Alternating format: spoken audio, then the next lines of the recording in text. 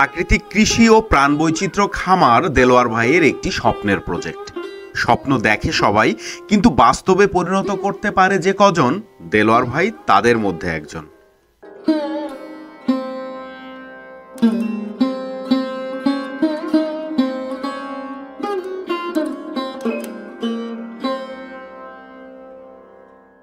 কুষ্টিয়ার ছেলে, চট্টগ্রাম বিশ্ববিদ্যালয়ে সাংবাদিকতা বিভাগে পড়াশোনা শেষ করে দীর্ঘ ৮ বছর চাকুরি করে শেষ পর্যন্ত হলো কিনা কৃষক। এরকম পাগলাটে সিদ্ধান্ত নেয়ার সাহস কজনের হয়ে থাকে? সবুজে ঘেরা সম্পূর্ণ প্রাকৃতিক পরিবেশে পরিচালিত হওয়া এই খামারে গেলে আপনার প্রাণ জুড়িয়ে যাবে। যেদিকেই তাকাবেন মন ভরে যাবে অনাবিল প্রশান্তিতে।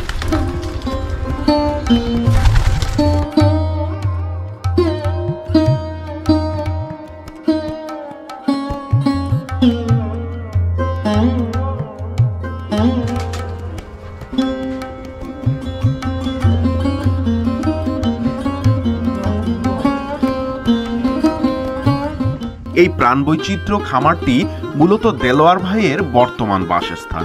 এখানে উনি গত ৬ বছর ধরে বসবাস করছেন।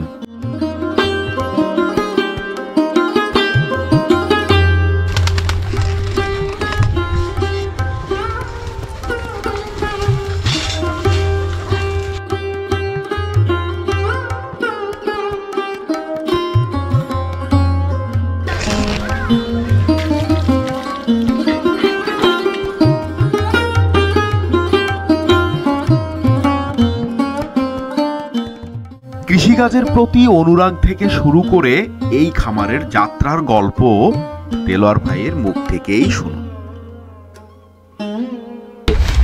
এখানে বসলাম যে আপনি তো যতটুকু আমরা কথা বললাম এতক্ষণ, যে আপনি জব করতেন এবং মোটামুটি একটা দীর্ঘ সময় জব করছেন, করে আপনার এই কৃষি বা কৃষি রিলেটেড যে প্রজেক্টটা এটা আপনি শুরু করছেন, বা তারও আগে থেকে টুকটাক করে শুরু করে আসছেন।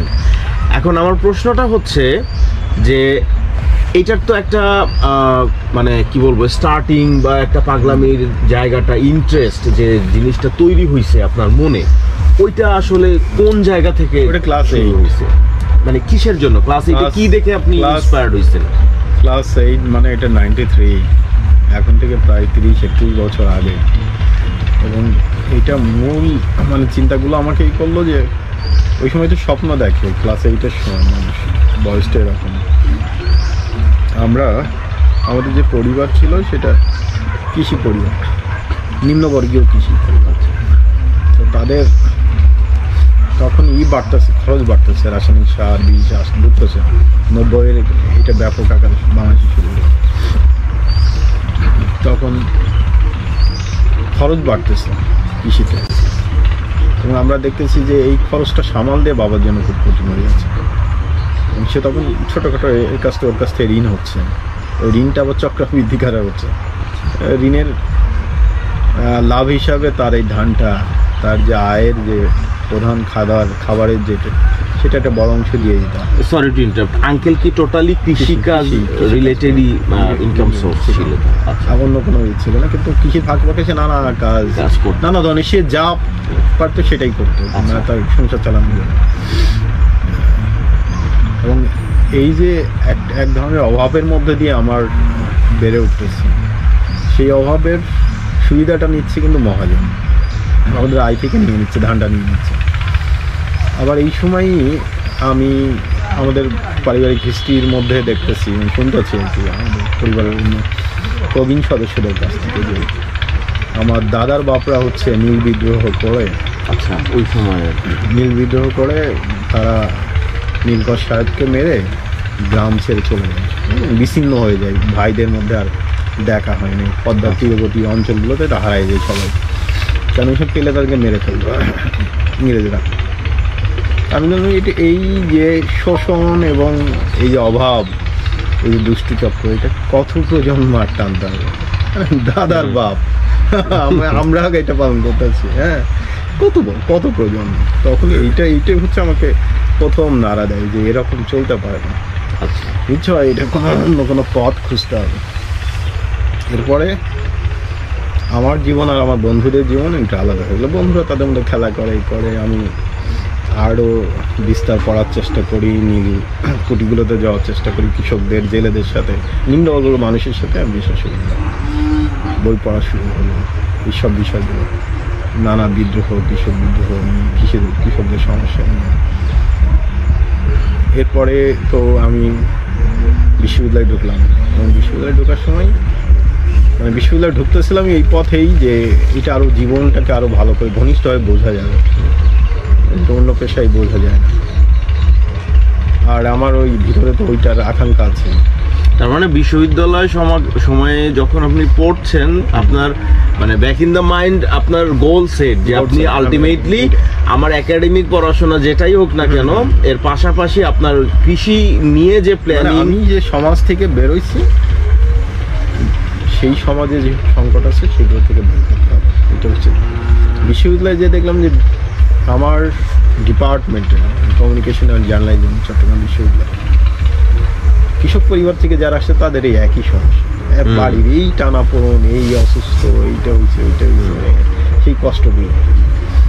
তো আমরা তখন সবাই আবার একটু একটু করে কাছে আসলাম যেসব কৃষক পরিবার থেকে যারা আসছে। ওই সময় বসা হলো যে কী করা যায়, কীভাবে এই সংকটগুলো থেকে ঝামেলাগুলি করা যায়। তখন আমাদের তৈরি হলো যে আমরা যা পড়তেছি আর আমাদের পরিবারের যা সংকট আর যেগুলো আমরা ভাবতেছি এই জন্য অনেক ফারাক।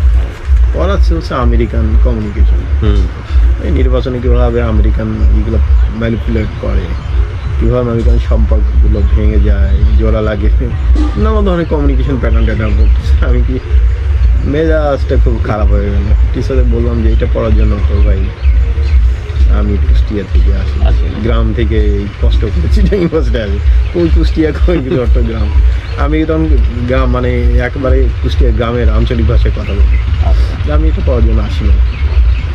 টিচার তো খেপে গেল যে ছেলে কই থেকে এসছে গ্রামের ভাষায় কথা বলে, এটা পড়ার জন্য আসি না, পড়তে এসে এই আপনি কমিউনিকেশন পড়ান, জেলের সাথে মাছের কি কমিউনিকেশন, কৃষকের সাথে মেঘের কি কমিউনিকেশন, এটা আমি পড়াবো, এটা আমার কাজে লাগবে।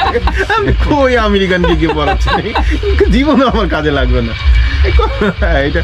তো টিচার দিলে বের করে। যাই হোক, তারপরে তো শুনলাম বাকি গল্প আপনার কাছে, যে তারপরে আপনি কোথা থেকে কিভাবে আস্তে আস্তে হচ্ছে যে মানে জমি কিনলেন, তারপর খামার করলেন, বা এখন যে জায়গাটাতে বসে আছি এইটার বয়স হচ্ছে 6 বছর। 6 বছর। এখন আমি যেটা জানতে চাই বেসিক্যালি আপনার মানে প্ল্যানিংটা কি, ফিউচার প্ল্যানিংটা কি? যেমন একটু আগে আপনি বলছেন যে সন্তানদের ক্ষেত্রে যে তাদের ইচ্ছে মতো বা তাদের যে ইন্টারেস্ট সেইটা অনুসারে তাদের জন্য যেটা তারা সুইটেবল মনে করবে সেই হিসাবে তারা তাদের পথে চলে যাবে।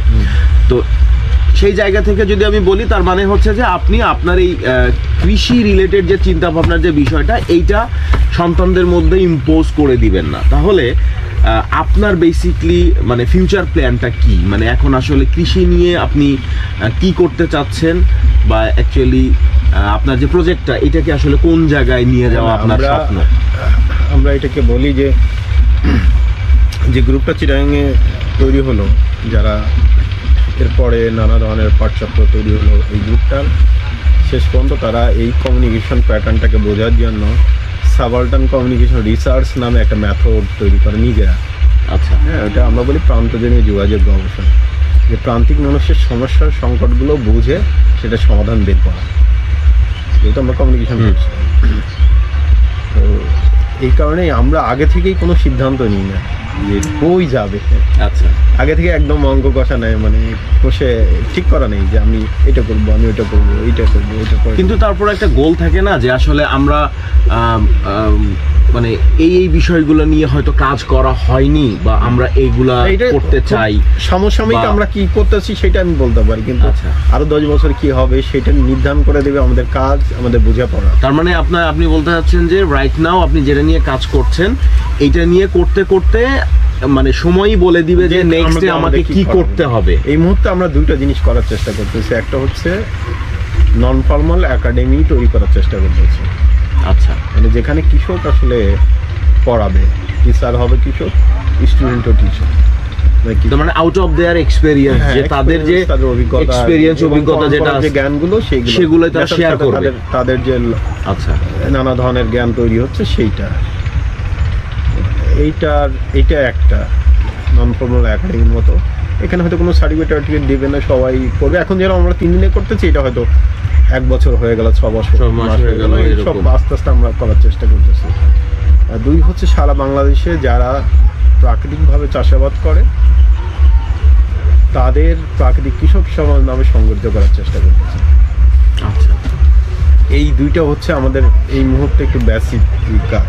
প্রাকৃতিকভাবে চাষাবাদ করে বলতে যেটা আমি আপনার কথা দিয়ে বুঝলাম, যে মানে যারা বিভিন্ন সার, পেস্টিসাইড বা এগুলা ছাড়া, রাসায়নিক সার, পেস্টিসাইড, হরমোন, অর্গানিক ওয়েতে, প্রপার অর্গানিক ওয়ে বলতে যেটা বোঝায়, এইভাবে মানে কৃষিটাকে যে সামনের দিকে করছে তাদেরকে নিয়ে। ওকে, অনেক ধন্যবাদ।